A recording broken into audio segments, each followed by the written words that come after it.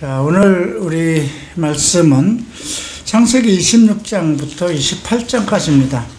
지난주에 26장은 영어로 통역이 있었습니다만 좀 간단하게 26장 전체를 살펴보도록 하겠습니다. 믿음의 조상 아브라함, 이삭, 야곱 이 세 사람 가운데 가장 성경에서 이야기가 적게 나오는 부분은 이삭입니다. 이삭의 이야기는 별로 없습니다. 그리고 오늘 이제 27장부터 이어지는 야곱의 이야기가 거의 창세기 50장까지 이어집니다. 착한 사람에 대한 이야기는 별로 안 나오는 것 같아요. 그죠? 성경은 악인의 이야기가 많이 소개되기도 하죠. 자, 26장은 흉년으로부터 시작됩니다. 아브라함 때로부터 흉년이 성경에선 여러 번, 2번 정도 있었는데요. 창세기 10장에서 흉년이 있었고, 그 다음 창세기 20장에서도 흉년에 대한 이야기가 나옵니다. 이 흉년을 통해서 하나님께서는 어떤 사람들의 그 믿음 또 그들의 가는 길을 인도하시는 것 같습니다. 우리가 오늘 창세기 26장을 통해서 오늘 우리가 이 세상 가운데 어떤 문제가 생긴다면 먹고 살아가야 되는 문제 또 삶의 고난을 받는다면 어떻게 해야 될 것인가, 믿음의 조상들은 그러한 때에 어떠한 지혜를 가지고 대처했는가, 거기에 대한 대답은 하나님과의 관계입니다. 하나님의 말씀을 따라서 움직였느냐, 하나님의 말씀에 의해서 모든 것을 대처했느냐, 이 문제입니다. 창세기 13장에서 기근이 발생했을 때 아브라함은 하나님께 기도하지 않았습니다. 하나님께 묻지 않고 애굽으로 내려갔습니다. 그래서 큰 문제가 발생했죠. 그럼에도 불구하고 하나님은 아브라함을 통해서 열방의 세상에 복음을 전하기로 작정을 하셨기 때문에, 열방의 아버지로 삼으셨기 때문에 그에게 그 상황이 오히려 복이 되도록 그렇게 하셨습니다. 그 다음 창세기 우리가 20장에서 언급된 기근, 이때는 블루셋의 왕 아비멜렉과의 관계 속에서 이루어집니다. 그때는 애굽으로 내려가지 않고 그랄지요, 아비멜렉 왕이 통치하는, 아비멜렉은 블루셋의 왕이에요. 애굽의 왕 하면 바로로 하고 블루셋의 왕은 아비멜렉이라고 하죠. 그때 아비멜렉의 지역에 가서 그때도 동일한 거짓말을 합니다. 자기 아내를 이제 동생이라고 해서 문제가 발생됐던 일이 있었죠. 그런 상황에서도 하나님은 아브라함과 또 아브라함의 아내 사라를 지켜주셨고, 오히려 거기서 엄청난 또 그 부를 누리도록 그렇게 축복하셨습니다. 근데 가장 큰 문제는 그 지역 사람들과의 다툼입니다. 만약에 지금 우리나라의 도림동인가요? 대림동인가? 나는 그 지역을 가보지 않았지만 중국인들이 많이 살고 있다고 합니다. 그런데 처음에 중국인들이 한두 명이 왔을 때는, 또 조선족이나 이런 분들이 적은 인원이 들어왔을 때는 우리가 다 도와주려고 합니다. 근데 그들이 엄청난 많은 집단을 이루고 세력을 키우게 되면 마찰이 일어납니다. 그런 사건이 그 창세기 20장에서도 언급되었습니다. 그럼에도 불구하고 아브라함은 그 지역에서 정말 선을 베풀고 잘 살아서 아비멜렉 왕이 그렇게 얘기를 하죠. 하나님이 너희와 함께 하시는 것을 우리가 보았다. 그러니 우리가 합의를 하고 계약을 하자. 서로 맹세를 하자. 그렇게 해서 브엘세바라는 맹세, 우물을 놓고 맹세하는 그러한 맹세를 하게 됩니다. 오늘 26장에도 그 브엘세바가 나옵니다. 맨 24절을 보면 26장 23절을 보면 이삭이 거기서부터 브엘세바로 올라갔더니 그 밤에 여호와께서 그에게 나타나 이르시되 나는 내 아버지 아브라함의 하나님이니 두려워 말라. 내 종 아브라함을 위하여 내가 너와 함께 있어 내게 복을 주어 내 자손이 번성하게 하리라 하신지라. 자, 브엘세바라는 지역에 왜 그때서야 이삭이 그걸 깨달았을까요? 이삭도 이제 기근이 생겨서 할 수 없이 아버지가 갔던 그 지역 애굽으로 가려고 했습니다. 그 당시 애굽은 엄청난 부를 이루고 살던 지역이었기 때문에 기근이 일어났을 때 제일 먼저 생각한 것이 애굽이었습니다. 우리도 만약에 지금 어떤 경제적인 문제, 기근이 일어난다든가 그러면 어디로 가려고 하겠습니까? 미국이나 조금 잘 사는 나라로 옮기려고 하겠죠. 지금 아시아에서 필리핀이나 또 많은 그 조선족들이나 이분들이 한국에 오려고 하는 것도 먹고 사는 문제, 자기 그 지역에서의 어떤 삶의 기근 때문에 한국으로 오는 것과 마찬가지입니다. 그래서 그 지역에 가서 똑같은 방법으로 자기 아내 리브가에게 너는 내 동생이라고 하라 이렇게 약속을 했습니다. 그런데 둘이가 워낙 사랑했던지 이제 저녁에 이렇게 서로 부둥켜 앉은 것을 블루셋의 왕 아비멜렉이 보게 됩니다. 그래서 이제 이삭을 불러서 책망을 하죠. 내가 거짓말을 하는 것 때문에 내가 너희 아내와 동침할 뻔했다. 큰 죄를 범할 뻔했다. 이렇게 책망을 하고 이제 그 지역에서 편안하게 살아가도록 그렇게 그 자비를 베풉니다. 그 26장 12절을 보면 이삭이 그 땅에서 농사하며 그 해에 100배나 얻었고 여호와께서 복을 주심으로 그 사람이 창대하고 왕성하여 마침내 거부가 되었다. 자, 이러한 상황 속에서는 그 거주민들, 그 지역, 그랄 사람들과 마찰이 일어날 수밖에 없죠. 그 마찰의 중심이 우물이 되었어요. 근데 그 지역은 꼭 우물을 파야만 먹고 살아가는 것이라 그 이삭은 자기 아버지가 팠던 우물을 다시 그걸 복구해서 이제 그 우물을 먹고 살아갔는데 그날에 그 목자들이 와서 그 아브라함의 우물들을 다시 메우기 시작했어요. 그러니까 다 싸움이 일어나게 되죠. 그런 상황이 일어났는데도 이제 이삭은 싸우지 않고 자리를 옮깁니다.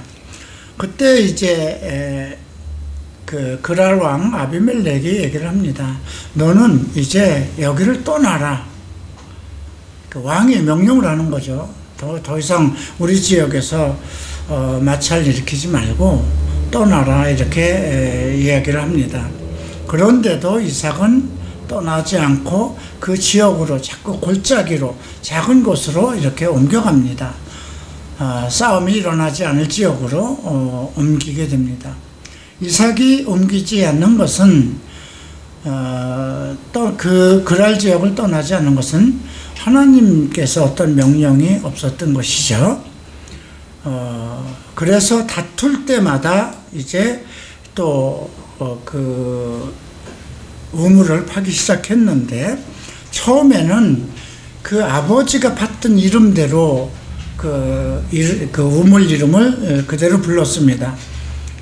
그러다가 다툼이 일어나니까 다른 지역에 가서 또 우물을 팠을 때 그 에색이라고 짓고 신나라고 짓고 이렇게 다툼이라는 뜻으로 그 새로운 이름을 지어갑니다. 근데 또 다시 이제 또 다툼이 일어나자 르호봇이라고 이름을 짓죠. 이게 22절에 나오죠. 이삭이 거기서 옮겨 다른 우물을 팠더니 그들이 다투지 아니하므로 그 이름을 르호봇이라고 하여 이르되 이제는 우리 여호와께서 우리를 위하여 넓게 하셨으니 이 땅에서 우리가 반성하리로다 하였더라고. 이것은 아마 목회자들이 목회를 시작하면서 발생하는 문제들을 어떻게 해결할 것인가에 대한 가장 중요한 그러한 말씀이 될 것 같습니다. 지금 이삭에 대한 문제이기 때문에, 만약에 우리가 베트남이나 또는 일본이나 이런 지역에 선교사로 부름을 받아 갔을 때 그런 곳에서 어떻게 살아남는 것인가, 또 어디로 옮기는 것, 많은 선교사들 우리나라도 해외로 많이 가는데 어느 곳으로 갈 것인가, 자기가 원하는 곳으로 갈 것인가, 하나님이 인도하신 곳으로 갈 것인가, 이런 것들을 아마 이 말씀을 통해서 찾으면 될 것 같습니다. 내가 한국에 들어왔을 때 갈보리 채플은 처음 시작하는 곳이었습니다. 나는 그 당시에 이태원을 택했고, 근데 그 이태원을 택한 것이 하나님의 뜻은 아니었던 것 같아요. 나는 내가 생각하기를 나의 제2의 고향은 이태원이 아닌가, 내가 이태원에서 그러한 사업을 하였고 그래서 그곳에 들어가서 복음을 전하는 것이 하나님의 뜻이라 이렇게 생각을 하고 이태원에 들어갔는데 결국 3년이 못 돼서 문을 닫고 말았죠. 그래서 다시 이제 한남동으로 내려왔고, 이제 그런 사역들이 있으면서 이제 오랜 동안 뭐 20년 동안을 고생하고 여러 가지 어떻게 해야 될지 갈 바를 모르고 방황하는 그런 상황이었죠. 그런데 하나님께서는 내게 어떤 사역을 맡기셨고, 그리고 이제 논현동으로 왔습니다.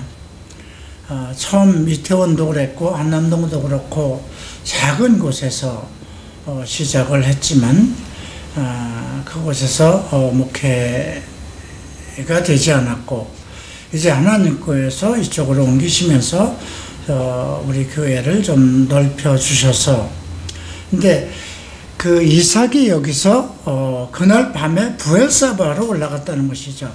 근데 내가 갈보리 채플을 시작하면서 생각했던 것은, 척 스미스 목사님의 방법대로 하면 나도 하나님께서 갈보리 채플을 축복하셨으니까 한국에 나를 갈보리 채플을 개척으로 해서 보내셨으면 축복하실 것이라는 그런 생각만 가졌어요. 근데 이삭도 살아남기 위해서 자기 아버지가 하는 방법대로, 그리고 자기 아버지가 팠던 그 우물 이름으로 계속 옮겨나가다가 나중에는 이제 다툼이 일어날 때 자기의 이름으로, 자기가 짓는 이름으로 그 에색, 신나 이런 이름을 짓다 나중엔 르호봇이라는 이름을 짓죠. 그렇게 될 때 그 지역에서 커진 후에 그때서야 깨닫게 됩니다. 내가 이건 이제 목회의 방법을 얘기한 것이죠.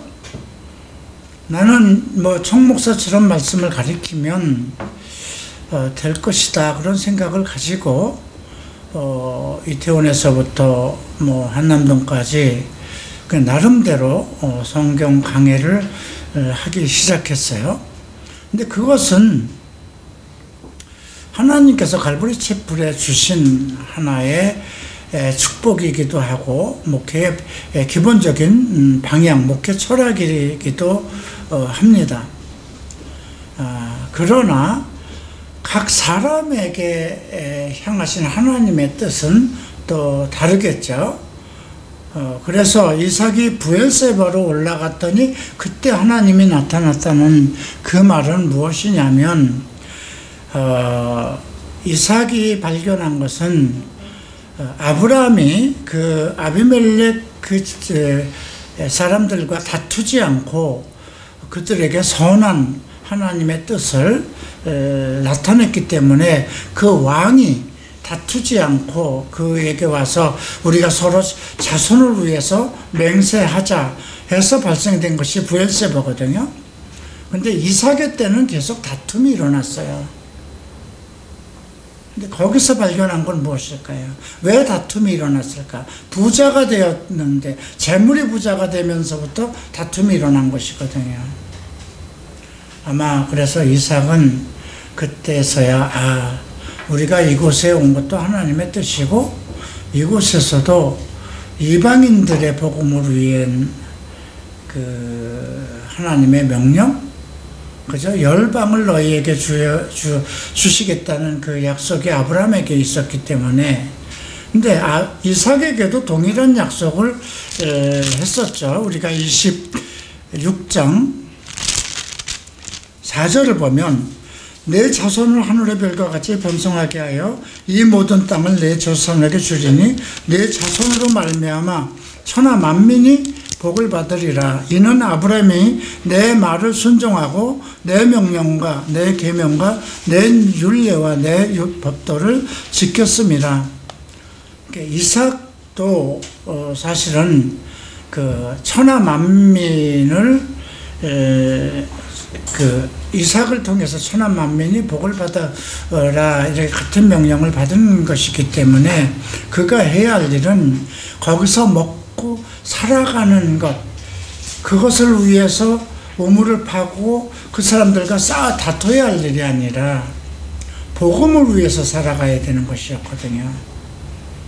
그래서 이삭이 그때서야 깨닫고 브엘세바로 갔더니 그때야 하나님께서 나타나서 내 자손이 번성할 것이다 이렇게 말씀을 하셨죠. 그때가 돼서야 아비멜렉과 그 군대 장관 비골이 나타나서 그 28절에서 이런 얘기를 합니다. 그들이 이르되 여호와께서 너와 함께 계심을 우리가 분명히 보았으므로 우리의 사이 곧 우리와 너 사이에 맹세하여 너와 계약을 맺으리라 말하였노라. 이것은 아브람과 있었던 일이 그대로 다시 일어나는 것이거든요. 그래서 이제 33절에서 그가 그 이름을 세바라 하고, 그러므로 그 성읍이 오늘날까지 브엘세바라는 이름으로 남았다. 지금도 이거는 아마 우리가 하나님의 말씀대로 기근이 날 때도 우리가 무엇을 먹고 마시고 그런 것에 마음을 쓸 일이 아니라 오직 하나님의 나라를 위해서, 그 나라와 의를 위해서 지키고 살아갈 때 하나님께서 우리를 보호하신다는 그런 메시지라고 생각되었습니다. 자, 이제 27장을 보십니다. 27장, 이삭이 나이가 많아 눈이 잘 보이지 않았다. 지금 27장에서부터는 야곱의 시대가 어떻게 펼쳐지는가, 이런 메시지입니다. 우리가 이 메시지는 25장 23절을 먼저 볼 필요가 있습니다. 원래 이삭이 자식을 낳지 못했어요. 그래서 이제 이삭이 하나님께 간구해서 그 아내 리브가가 임신을 하였죠. 근데 그때 뱃속에서 아이가 쌍태가 들어서 아이가 서로 다투는 거예요. 그때 이제 리브가가 여호와께 묻습니다. 여호와께서 그에게 이르시되 두 국민이 내 태중에 있구나. 두 민족이 내 복중에서부터 나누리이리라. 이 족속이 저 족속보다 강하고 큰 자가 작은 자를 섬기리라 하였더라. 큰 자가 작은 자를 섬긴다는 건 큰아들이 작은 아들을 섬긴다는 거죠. 그 당시의 법은 작은 아들이 큰아들을 섬기는 거였습니다. 큰아들은 아버지의 그 재산을 상속을 2배로 받고 큰아들 중심으로 이어지던 그런 때였습니다. 근데 여기서 보면 큰아들이 작은 자를 섬길 것이다. 근데 그 아들이 낳는데 쌍둥이 중에 하나가 이제 전신이 토록 같은 아들 에서가 먼저 나왔고요. 그 다음에 야곱은 에서의 발꿈치를 잡고 나왔죠. 26절에 보면 리브가가 그들을 낳을 때에 이삭이 60세에 자식을 낳았어요. 상당히 늦게 낳은 것이죠. 자, 이제 27절로 가면 이제 이삭의 시대가 이제 끝나가고 야곱의 시대로 가는 것입니다.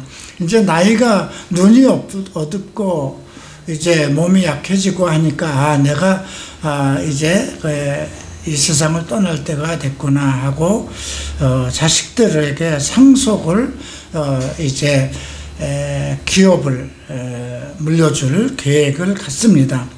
그런데 하나님의 말씀과는 달리 에서를 부릅니다. 너 나가서 화살을 가지고 나가서 내가 좋아하는 짐승을 잡아서 내가 좋아하는 별미를 만들어 와라.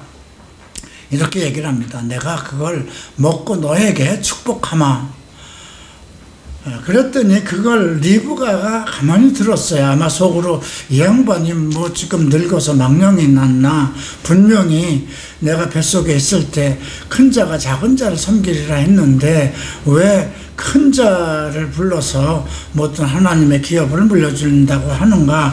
아마 그렇게 생각을 하고 이제 야곱을 불러드립니다.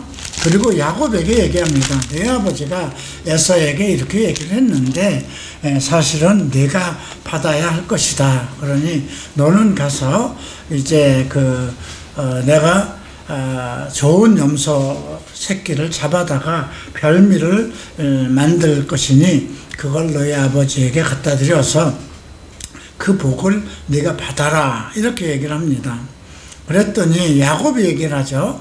형 에서는 털이 많은 사람이고 나는 매끈매끈한 사람이니 내가 아버지한테 들켜서 결국은 복은 고사하고 저주를 받을 것 아니겠습니까? 이렇게 얘기를 합니다. 그랬더니 그 리브가가 저주는 나에게 돌리고 너는 내가 시키는 대로 하라. 그래서 이제 이삭이 염소 한 마리를 갖다 어머니에게 드려서 그 리브가가 아버지가 좋아하는 별미를 만들어서 이제 그 야곱의 손에 들리죠. 그리고 야곱이 매끈매끈한 사람이니까 분명히 그 아버지는 눈이 어두워서 이렇게 손으로 만져볼 걸 생각하고 그 염소 털을 그 손에다가 붙입니다.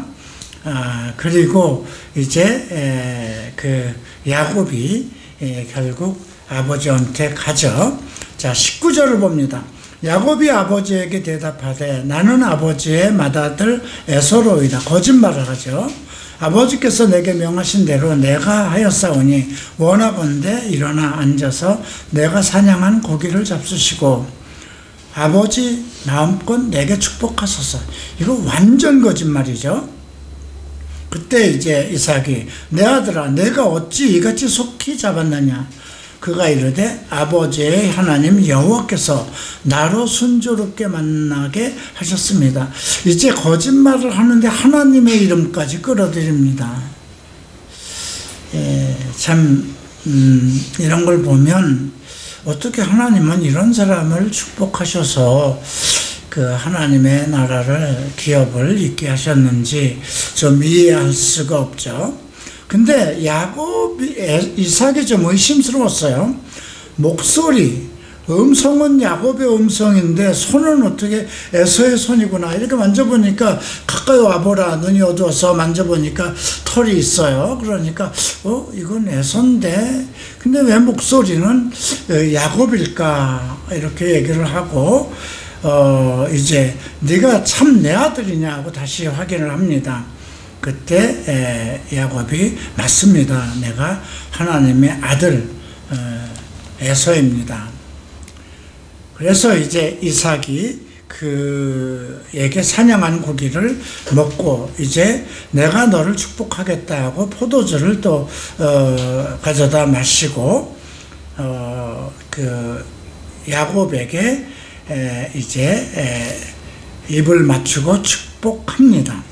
자, 27절 봅니다. 그가 가까이 가서 그에게 입맞추니 아버지가 그의 옷 향치를 맡고 그에게 축복하여 이르되 내 아들의 향치는 여호와께서 복주신 밭의 향치로다.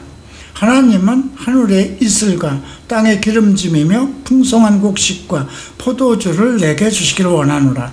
만민이 너를 섬기고 열국이 내게 굴복하리니 내가 형제들의 주가 되고 내 어머니의 아들들이 내게 굴복하며 너를 저주하는 자는 저주를 받고 너를 축복하는 자는 복을 받기를 원하노라.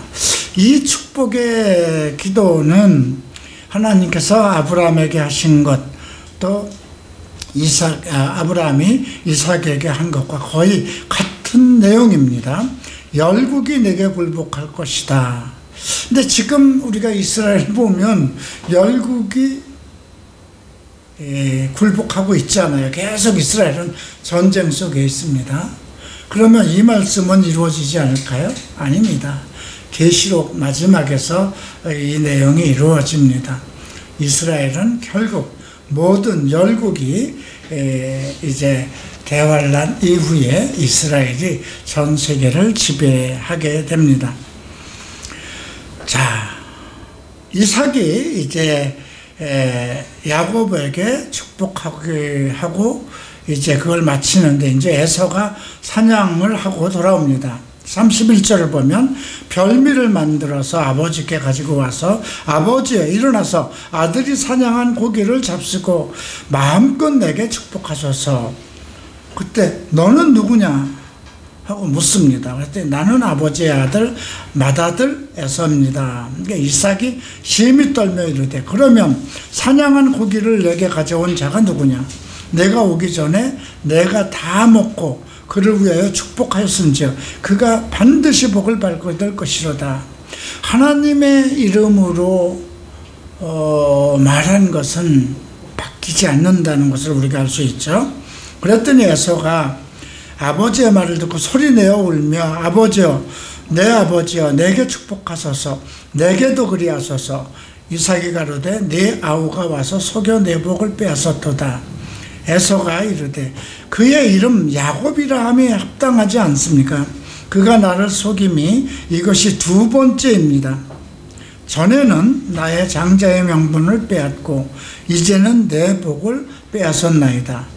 또 아버지께서 나를 위하여 빌복을 남기지 아니하셨나이까? 이삭이 에서에게 대답하였되 내가 그를 너의 주로 세우고 그의 모든 형제를 내가 그에게 종으로 주었으므로 곡식과 포도주를 그에게 주었으니 내 아들아 내가 내게 무엇을 할 수 있으랴.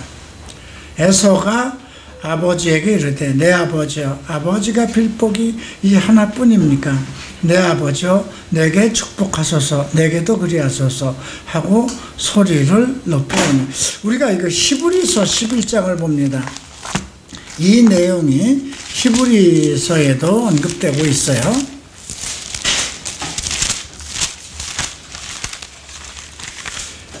히브리서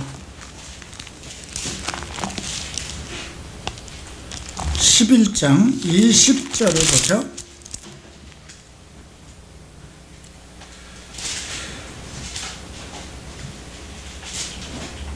음,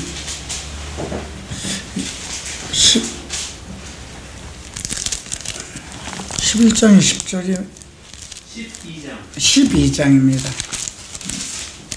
12장 16절 음행하는 자와 혹 한 그릇 음식을 위하여 장자의 명분을 판 에서와 같이 망령된 자가 없도록 살피라.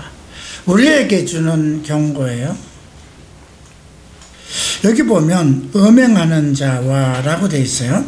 그러니까 에서는 어떤 그 육체적인 사람이었기 때문에 에서는 나중에 이제 그 블루셋 딸들을 둘이나 얻어서 결혼하고 또 나중에 이스마엘의 딸도 얻어서 결혼을 합니다. 근데 음행하는 자라고 소개되어 있죠. 그리고 한 그릇의 음식을 위해서 장자의 명분을 판 에서와 같이 망령된 자가 없도록 해라. 이건 오늘날 우리에게 경고하는 거죠. 그래서 우리가 오늘 이 말씀, 에서의 말씀은 우리도 하나님의 나라를 기업으로 받은 사람들이잖아요. 그죠? 예수 그리스도를 믿어서 장차 이 땅에 그 예수 그리스도의 왕국이 올 때 하나님의 기업을 같이 그리스도와 함께 받을 사람들이거든요. 그런데 이 장자의 명분, 우리에게는 이 장자의 명분이라는 것보다 하나님의 기업, 약속된 하나님의 기업을 소홀히 여기지 말라는 거죠. 야, 내가 뭐 이 땅에 다시 천년왕국이 있을지 그것도 알지 못하겠고, 또 뭐 이게 죽은 후에 내가 부활할지도 모르는 것이고, 뭐 그냥 이 땅에 살아가면서 살아있는 동안 잘 먹고 살아가는 것이 중요하지 뭐 그때까지 생각할 필요가 있을까? 만약에 믿는 자들이 그렇게 생각을 한다면 동일한 내용이 아닐까 싶습니다. 그래서 히브리서 기자는 히브리서 12장에 그와 같은 자가 되지 않도록 명심하라 이렇게 얘기를 한 거죠. 자, 39절 봅니다. 창세기 27장. 그 아버지 이삭이 그에게 대답하여 이르되 내 주소는 땅의 기름짐에서 멀고, 땅의 기름짐에서 먼다는 건 뭐예요? 땅에서 얻을 것이 없다는 것입니다. 이 땅에서 복을 받지 못한다는 것이죠. 내리는 하늘 이슬에서 멀 것이며 영적 축복이 없다는 것이죠. 너는 칼을 믿고 생활하겠고, 칼을 믿고 살아야 되는 건 왜 그럴까요? 사람들과 항상 다퉈야 되기 때문에 그렇죠. 내 아우를 섬길 것이며 내가 매임을 벗을 때에는 그 멍에를 내 목에서 떨쳐버리리라. 이 일은 이제 나중에 예수 그리스도의 성취가 되는데요. 그 당시 헤롯 왕이 에돔족이었죠. 마지막 에돔 왕족이었습니다. 그 헤롯 왕과 이후에는 이 땅에 그 에돔족에 대한 이야기가 나오지 않고 있습니다. 근데 그 당시 예수 그리스도를 섬겼던 왕은 실질적으로 그 당시 헤롯 왕이었기 때문에 그때 성취된 것을 우리가 알 수 있고요. 자, 이제 41절에 그의 아버지가 야곱에게 축복한 그 축복으로 말미암아 에서가 야곱을 미워하여 심중에 이르기를 아버지를 곡할 때가 가까웠으므로 내가 내 아우 야곱을 죽이겠다. 이렇게 원한 관계를 갖게 됩니다. 그래서 이제 이 말을 리브가가 눈치를 챘어요. 맏아들이 늘 입으로 내가 이놈을 죽일 거야 하는 그런 말을 리브가가 듣고 야곱을 부릅니다. 내 형 에서가 너를 죽여 그 원한을 풀려하니 너는 속히 하란으로 가라고 그러죠. 그 자기의 오라버니 라반, 자기의 친정으로 보내는 겁니다. 형의 노가 풀리기까지 몇 날 동안 그와 함께 거주하라. 리브가는 그래도 형제니까 뭐 몇 날 좀 지나고 나면 에서의 마음이 풀리지 않을까 그렇게 생각했던 것이죠. 그래서 이제 45절 보면 내 형의 분노가 풀려 내가 거기 자기에게 행한 것을 잊어버리거든 내가 곧 사람을 보내어 너를 거기서 불러오리라. 어찌 하루에 너희 둘을 이루랴. 자, 46절에는 이삭에게 이르되 리브가가 얘기합니다. 내가 햇사람의 딸들로 말미암아 내 삶이 싫어졌거늘. 지금 이건 에서가 햇사람의 딸들과 결혼을 한 거거든요. 근데 여러 가지로 못마땅했던 거예요. 서로 맞지 않기 때문에. 만약에 요즘에도 목사의 사모나 아니면 정말 믿음이 좋은 권사가 믿지 않는 며느리, 불교를 믿는다든가 우상을 믿는다든가 하는 그런 며느리를 보면 참 쉽지 않겠죠. 내 삶이 싫어졌거늘 야곱이 만일 이 땅의 딸들 곧 그들과 같은 햇사람의 딸 중에서 아내를 맞으면 내 삶이 무슨 재미가 있겠습니까? 하고 이삭에게 그 이야기를 합니다. 자, 이제 28장을 봅니다. 이제 야곱의 출발입니다. 야곱의 시대를 열어가는 내용입니다. 이 내용 또한 매우 우리의 오늘날 삶에 필요하고 우리가 어떻게 기도할 것인가 또 11조에 대한 기원이 28장에 포함되어 있습니다. 1절 봅니다. 이삭이 야곱을 불러 그에게 축복하고 또 당부하여 이르되 너는 가나안 사람들의 딸 중에서 아내를 맞이하지 말고. 그러니까 28장 1절은 27장 46절에서 리브가가 자기 남편에게 당부했던 그 내용이죠. 왜냐하면 이삭은 에서를 사랑했어요. 그러니까 며느리가 해쪽 속의 딸이라 하더라도 아들을 사랑하면 며느리도 사랑하게 마련이거든요. 별로 그런 문제에 대해서 심각하게 생각하지 않았던 것 같아요. 근데 리브가는 정말 싫었거든요. 그래서 이제 너는 이제 이삭이 리브가의 말을 듣고 야곱에게 얘기를 합니다.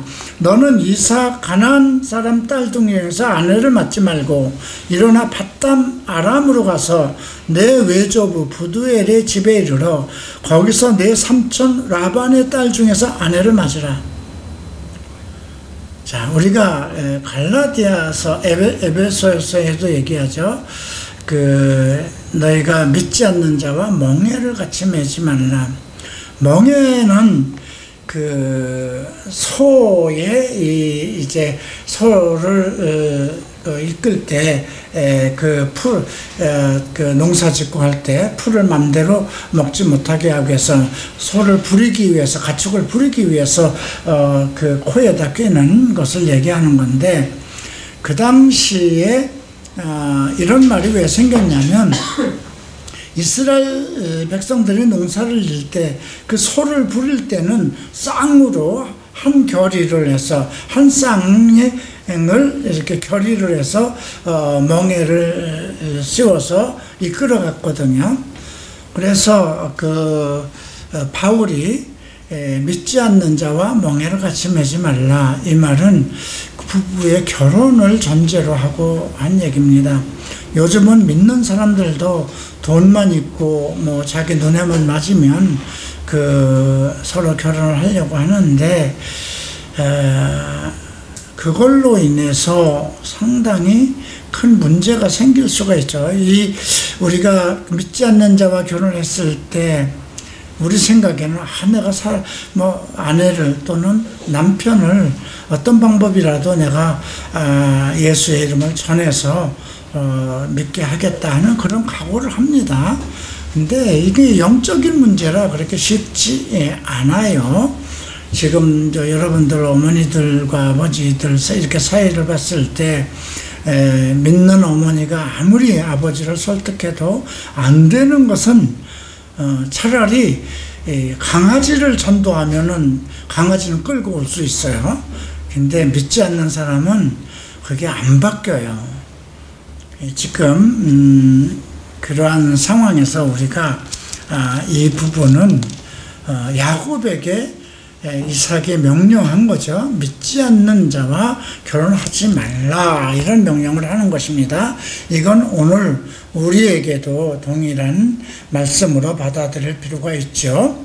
3절 봅니다. 전능하신 하나님이 내게 복을 주시어 내가 생육하고 번성하게 하여, 생육하고 번성하는 것은 창세기에서 언급된 복입니다. 내가 여러 족속을 이루게 하시고, 아브라함에게 허락하신 복 무엇일까요? 열방의 주인이 되는 거죠. 아브라함에게 허락하신 복을 내게 주시되 너와 함께한 내 자손에게도 주사, 하나님이 아브라함에게 주신 땅, 곧 내가 거류하는 땅을 내가 차지하게 하시기를 원하노라. 그 조상에게 물려받은 모든 땅을 얘기합니다. 이에 이삭이 야곱을 보내매 그가 밧단 아람으로 가서 라반에게 이르니, 라반은 아람 사람 부두엘의 아들이요 야곱과 에서의 어머니 리브가의 오라비였더라. 사라의 고향이기도 하죠. 6절을 봅니다. 에서가 본즉 이삭이 야곱에게 축복하고 그를 밧단 아람으로 보내어 거기서 아내를 맞이하게 하였고, 또 그에게 축복하여 명하기를 너는 가나안 사람 딸 중에서 아내를 맞이하지 말라 하였고, 또 야곱이 부모의 명을 따라 밧단 아람으로 갔으므로 에서가 또 본즉 가나안 사람의 딸들이 그의 아버지 이삭을 기쁘게 하지 못하는지라. 이에 에서가 이스마엘에게 가서 그 본처들 외에 아브라함의 아들 이스마엘의 딸이요 느바요의 누이인 마할렛을 아내로 맞이하였더라. 그러니까 영적인 일을 알지 못하는 사람은 깨닫지 못하는 거예요. 블루셋 이방인의 딸이 돼서 우리 아버지 우리 어머니가 싫어하는구나. 그러면 내가 그러면 아버지의 아들 이스마엘의 딸들을 며느리로 삼으면 아버지가 기뻐하시지 않을까, 이렇게 생각한 것이죠. 근데 이스마엘도 하나님의 기업을 받지 못한 자식이잖아요. 그러니까 육체의 사람은 육체의 일을 생각하고, 자, 이런 비슷한 신약의 말씀이 어디서 나오나요? 고린도전서 2장을 한번 보십시다.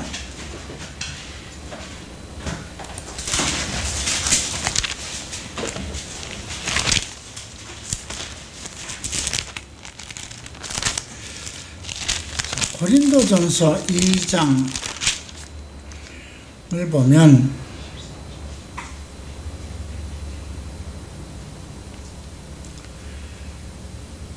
자 11절, 사람의 일을 사람의 속에 있는 영 외에는 누가 알리요? 이와 같이 하나님의 일도 하나님의 영 외에는 아무도 알지 못하느니라.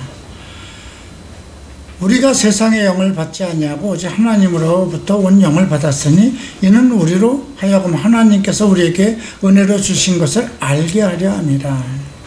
우리가 이것을 말하거니와 사람의 지혜가 가르친 말로 아니하고 오직 성령께서 가르친 것으로 하나니 영적인 일은 영적인 것으로 분별하니라. 육에 속한 사람은 하나님의 성령의 일들을 받지 아니하나니 이는 그것들이 그에게는 어리석게 보이며 또 그것들을 알 수도 없나니 이러한 일은 영적으로 분별되기 때문이라.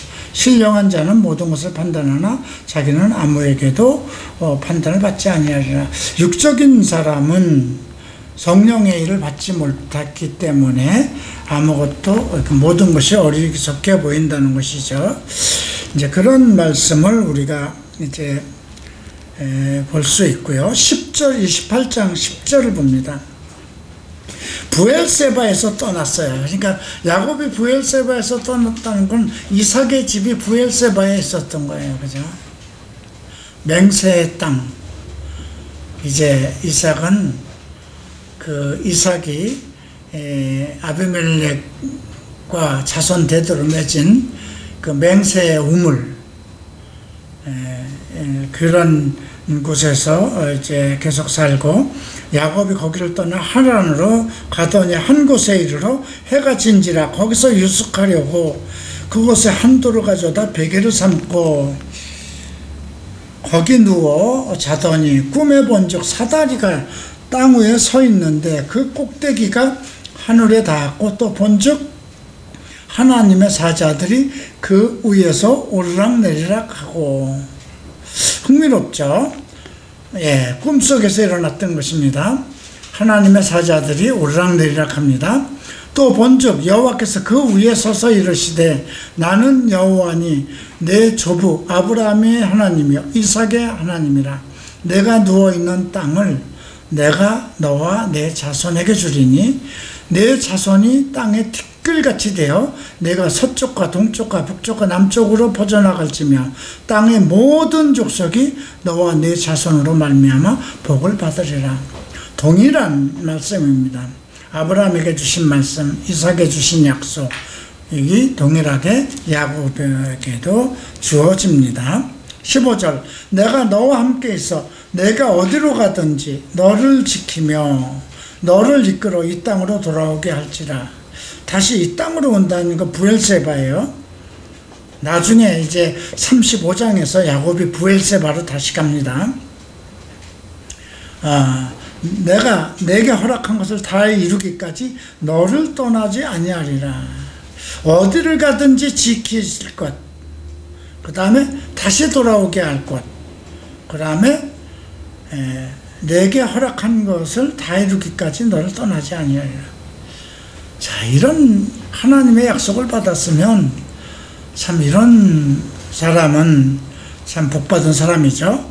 야곱이 이제 잠이 깨어 여호와께서 과연 여기 계시거늘 내가 알지 못하였구나. 야곱이 이제서야 처음으로 하나님을 만난 일입니다. 그래서 이에 두려워 이르되 두렵도다. 이곳이여 이것은 다름 아닌 하나님의 집이요 이는 하늘의 문이로다. 야곱이 아침에 일찍 일어나 베개로 삼았던 돌을 가져다 기둥으로 세우고 그 위에 기름을 붓고 그곳의 이름을 베델이라 하였더라. 그 성의 이름을 루스라는 건 쓰다는 뜻이거든요. 별 볼 일 없는 버려진 땅 이런 것인데, 거기서 이제 광야였으니까 거기서 돌베개를 베고 자다 천사가 내려오는 것을 보고 이곳이 하나님의 집이요. 왜 하나님의 집이라고 그랬을까요? 하나님의 천사가 오르락 내렸고 하나님의 말씀이 임한 곳이죠. 그래서 베델이라는 뜻은 하나님의 집이라는 뜻입니다. 오늘날 교회를 뜻합니다. 그래서 우리가 나의 교회는 어디일 것인가? 내가 하나님의 말씀을 만난 곳입니다. 하나님의 약속의 말씀을 받은 곳입니다. 내가 하나님의 비전을 받은 곳입니다. 그래서 이런 말씀을 통해서 나를 하나님께서 이제 지금 야곱도 그냥 아버지 집에서 살았으면 이런 상황을 경험하지 못했겠죠. 근데 어떤 다툼 속에, 형제들과의 다툼 속에서 자기 어떤 육신적인 욕심, 욕망을 이루기 위해서 어떤 일을 자기 스스로 계획했고, 그걸로 인해서 형 에서와 마찰이 일어났고, 그래서 이제 보따리 짐을 싸고 자기가 원치 않던 인생의 길을 떠납니다. 내가 나중에서야 일본에서 이제 갈보리 체프를 만난 후에야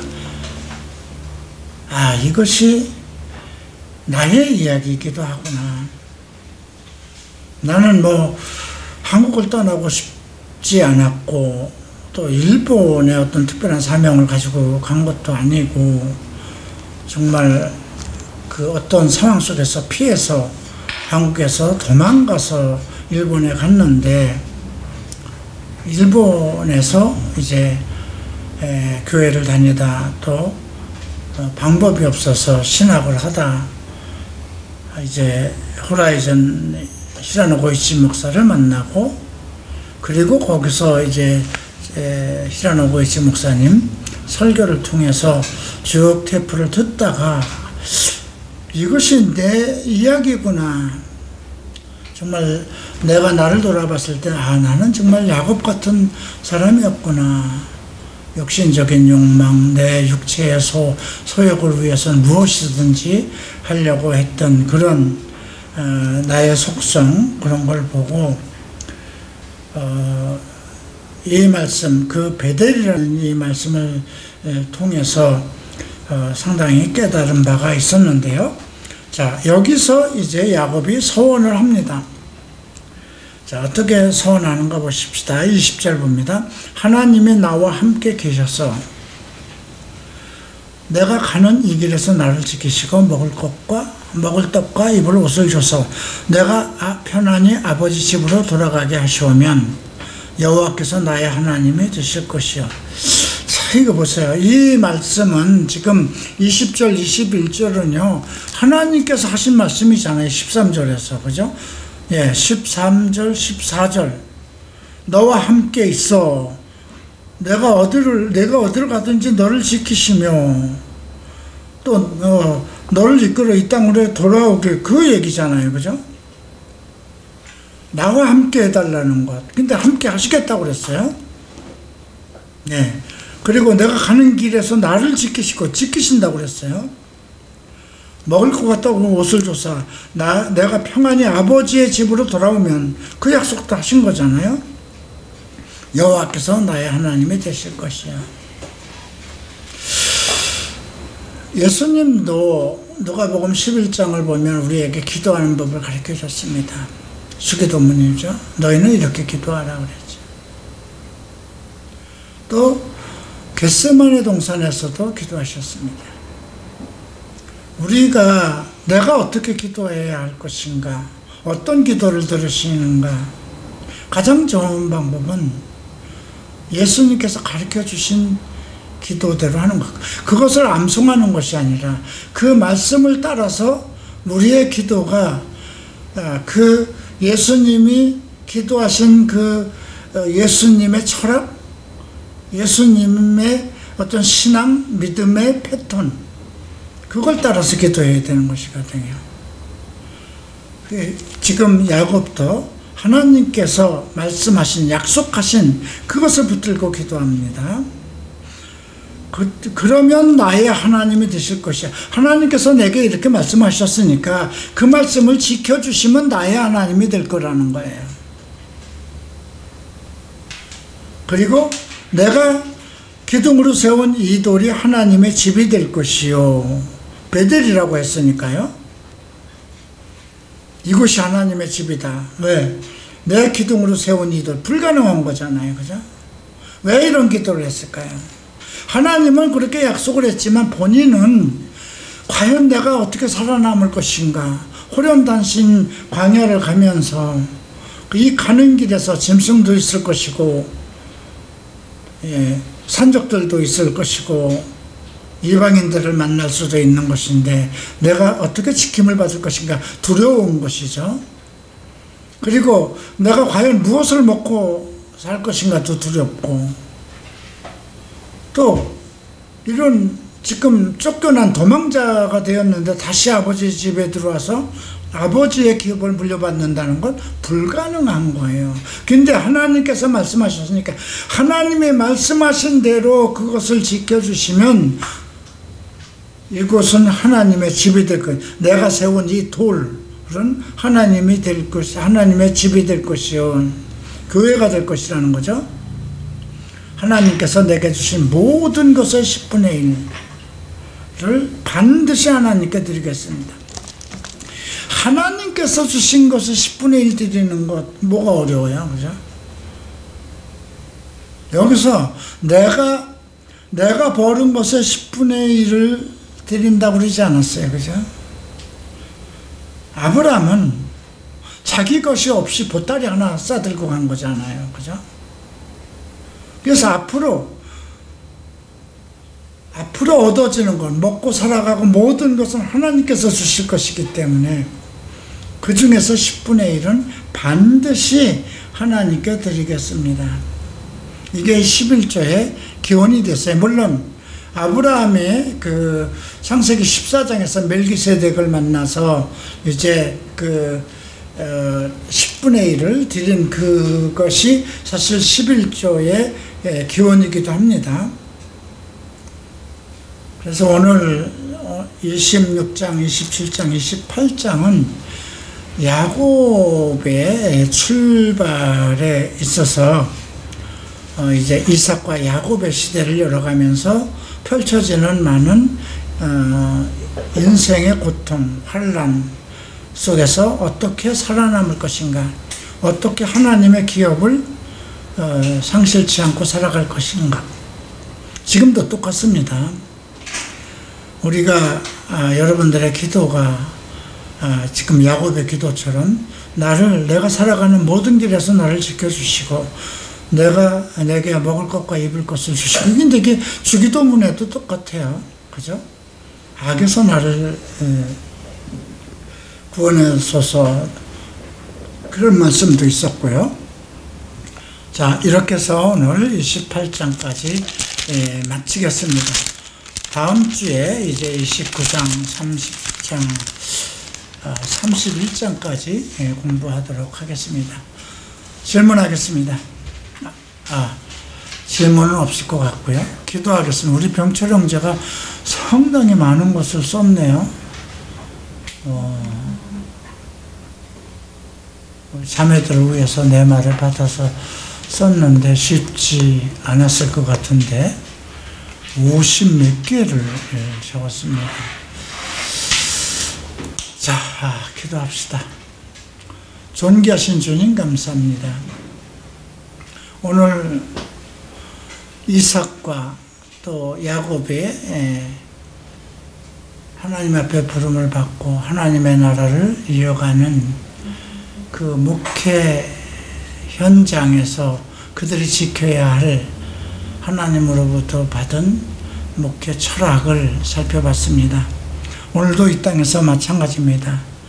우리도 이 세상에서 기근을 만날 수 있고 또 나의 욕심, 나의 생각대로 살아가면서 다툼과 또 세상 속에서 도망을 해야 되는 그런 일들이 발생할 수도 있습니다.